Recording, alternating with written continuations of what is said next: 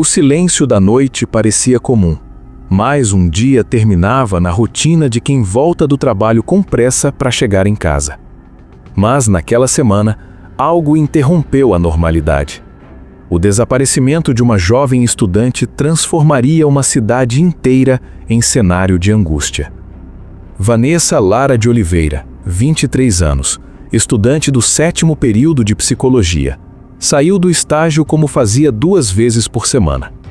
Trabalhava no setor de recrutamento do Sistema Nacional de Emprego em Joatuba, na região metropolitana de Belo Horizonte. As câmeras de segurança registraram seus últimos passos: calça jeans, camiseta clara, mochila nas costas. Ela caminhava tranquila, aparentemente concentrada apenas no trajeto até o ponto de ônibus que a levaria de volta para Pará de Minas, onde morava com a família. As imagens mostravam algo que naquele momento parecia irrelevante. Um homem cruza seu caminho. Instantes depois, ele passa a seguir a jovem pela rua. Nada explícito, nenhuma abordagem visível, apenas a sombra de alguém que caminhava na mesma direção. Depois desse registro, Vanessa desapareceu. Os dias seguintes foram marcados por buscas intensas e por uma esperança que se agarrava a cada detalhe das gravações. Familiares, amigos e moradores da região compartilharam fotos, mobilizaram redes sociais e aguardavam qualquer notícia que pudesse indicar que ela estivesse viva. Mas o desfecho não seria o esperado. Moradores encontraram o corpo da jovem em uma área de mata próxima à BR-262. Um local isolado, de difícil acesso, às margens da rodovia, onde o barulho constante das carretas poderia encobrir qualquer pedido de ajuda. A cena revelava sinais de extrema violência. Vanessa foi localizada sem roupas, e as autoridades passaram a investigar a possibilidade de crime com motivação sexual seguido de homicídio. Os peritos identificaram indícios de que houve luta corporal. Algumas unhas estavam quebradas, sinal de que ela tentou se defender. A causa da morte foi apontada como estrangulamento, utilizando um cabo semelhante ao de carregador de celular.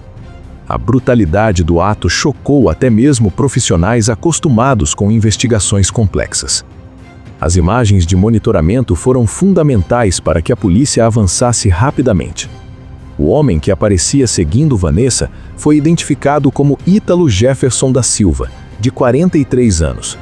Segundo a apuração, ele chegou em casa com roupas sujas de sangue e barro, tomou banho e saiu novamente. Horas depois, entrou em contato com familiares, afirmou estar na região central de Belo Horizonte, pediu dinheiro e teria confessado o crime. O histórico do suspeito agravou ainda mais a indignação pública. Ítalo havia sido preso anteriormente por crime de violência sexual e estava em liberdade havia pouco mais de um mês. A revelação trouxe à tona questionamentos sobre o sistema de justiça e a efetividade das medidas de proteção aplicadas em casos de violência contra mulheres. Após a divulgação do caso, uma jovem que havia sido vítima de tentativa de violência atribuída ao mesmo suspeito publicou um desabafo nas redes sociais. Ela relatou que também havia sofrido nas mãos do homem anos antes e expressou revolta ao saber que ele estava solto quando o novo crime aconteceu. A sensação de impotência tomou conta de muitas mulheres que se reconheceram na dor daquela mensagem. As autoridades passaram a trabalhar com a hipótese de que o crime foi premeditado. O local escolhido indicava planejamento, um ponto isolado com ruído intenso de veículos pesados e pouca circulação de pedestres. Tudo sugeria que o agressor conhecia a região e sabia exatamente onde agir. Enquanto a investigação avançava, o caso reacendeu um debate profundo sobre a crescente violência contra mulheres no Brasil. Especialistas apontam que, apesar do aumento no número de medidas protetivas concedidas, muitas delas não contam com fiscalização eficaz. O descumprimento dessas ordens ocorre com frequência e, em diversos casos, não resulta em punição imediata. A sensação descrita por muitos é de que as estatísticas deixaram de chocar como deveriam. Casos se repetem, rostos mudam, histórias se acumulam. Jovens com sonhos, famílias estruturadas, vidas inteiras pela frente interrompidas de forma cruel. A morte de Vanessa não foi apenas mais um número em relatórios oficiais. Ela representava planos, estudos, dedicação e o desejo de construir uma carreira ajudando outras pessoas. O contraste entre o futuro promissor e o desfecho trágico ampliou o impacto emocional da notícia. No meio da comoção, especialistas também lembraram da importância das perícias técnicas. Em discussões paralelas a outros casos recentes, peritos reforçaram que exames em ossos podem identificar vestígios de metais pesados e toxinas, mesmo após longos períodos. A ciência forense continua sendo peça-chave para esclarecer crimes e garantir que a verdade venha à tona. Mas, naquele momento, a prioridade era localizar e responsabilizar o suspeito. A pressão popular crescia. A pergunta ecoava nas redes sociais e nas ruas: como alguém com histórico de violência conseguiu voltar tão rapidamente ao convívio social? Enquanto a polícia fechava o cerco, a cidade permanecia em luto. O trajeto simples entre o estágio e o ponto de ônibus jamais voltaria a ser visto da mesma forma. Cada esquina, cada imagem de câmera, cada detalhe agora carregava o peso de uma história interrompida. O caso de Vanessa Lara de Oliveira transformou-se em símbolo de uma discussão urgente, não apenas sobre punição, mas sobre prevenção, sobre acompanhamento real de medidas judiciais, sobre a necessidade de proteção efetiva e, acima de tudo, sobre a fragilidade de uma rotina que parecia segura. A investigação ainda reservava desdobramentos importantes. A prisão do suspeito, os detalhes finais da apuração e as consequências judiciais começariam a ser definidas nos dias seguintes. Mas essa é a parte que vamos aprofundar na continuação dessa história. A confirmação da autoria não trouxe alívio, trouxe revolta.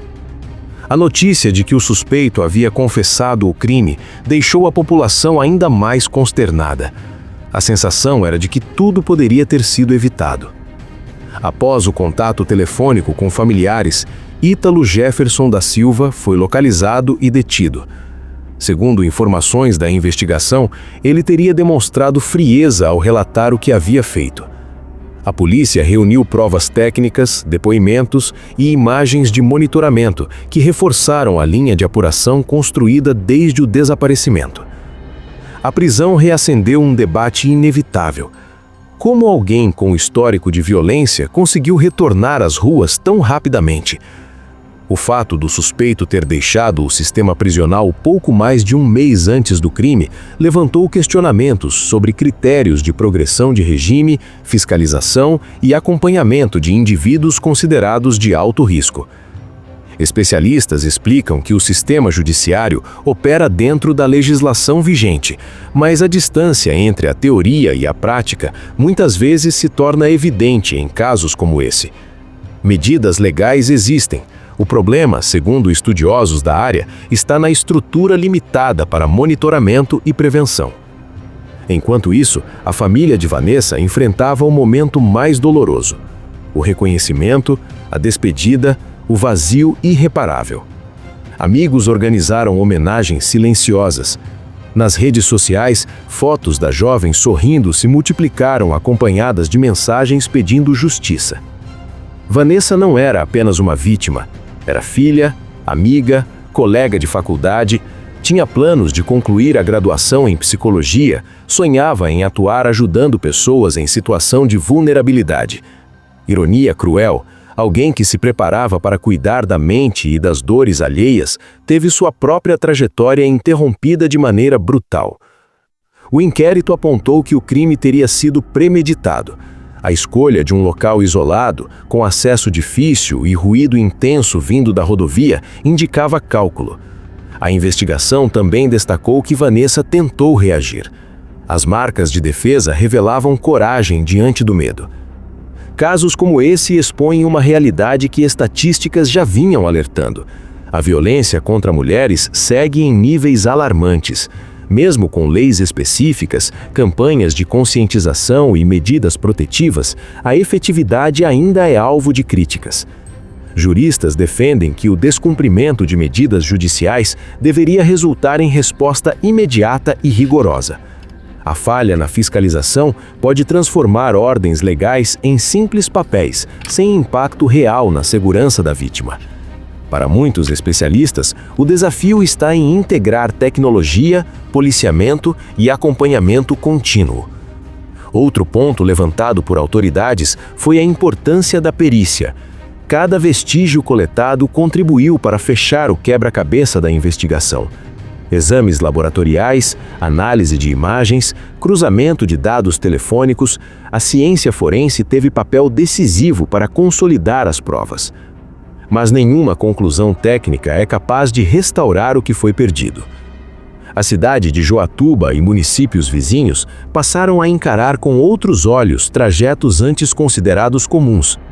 O caminho do estágio ao ponto de ônibus ganhou um significado sombrio. A rotina deixou de ser apenas rotina. A comoção também mobilizou discussões em universidades e órgãos públicos. Professores e estudantes refletiram sobre segurança, políticas públicas e responsabilidade coletiva. Afinal, a prevenção não depende apenas de leis, mas de estrutura e vigilância constante. No decorrer das semanas, o caso avançou para a fase judicial. O Ministério Público apresentou denúncia formal e o suspeito passou a responder pelos crimes atribuídos a ele. O processo seguirá seu curso, com direito à defesa e julgamento, como determina a lei. Para a família de Vanessa, porém, o tempo ganhou outra medida. Datas comemorativas terão uma ausência permanente. O quarto que antes guardava livros e cadernos, agora carrega lembranças. A cadeira vazia na mesa se tornou símbolo de uma falta que jamais será preenchida. Histórias como essa deixam marcas profundas. Elas expõem falhas, provocam debates e exigem mudanças, mas também nos lembram da urgência de olhar com atenção para sinais de risco, fortalecer redes de apoio e cobrar políticas públicas mais eficazes. Vanessa Lara de Oliveira se tornou um nome que ecoa além das manchetes. Sua história é um chamado à reflexão, não apenas sobre punição, mas sobre prevenção real, sobre responsabilidade institucional, sobre cuidado coletivo. Que a memória dela não seja reduzida a números, que sirva de alerta. E se você acompanha casos reais como esse, análises profundas e investigações narradas com responsabilidade, se inscreva agora no canal. Ative as notificações para não perder as próximas histórias e ajude a manter viva a discussão que precisa continuar. Porque enquanto houver perguntas sem respostas, nós estaremos aqui para contar cada detalhe.